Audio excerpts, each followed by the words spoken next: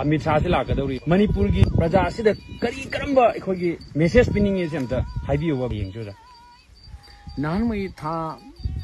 तरामथु हेलब लान सिद मिसी मिना कया काम चक्रे पुलिस ऑफिसर एसडीपीओ ओइबा अनन गोइबा हाटखरे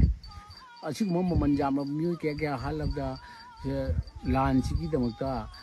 हन्ना जेंगथबा मोइना सिदा बोर्ड की खुदुंजाब लौनबि दम लाकपजिदि प्रजा मियामना बोइकॉट तौफम थोइ चंगहनदबो पै असिगुम्बा मेनलैंड इंडिया की असिगुम्बा लीडर साबजिंगसि अखोइबो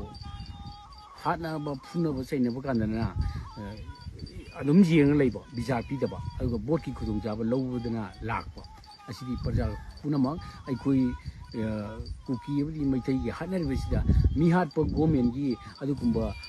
लीडर निंथौ अमा लाकपदे खुने रेस्पेक्ट तौफम थोक्ति मिहाटप मणिपुर दा हालिबा सीरिबजे बीजेपी ना हाटपने बीजेपी की लीडर ने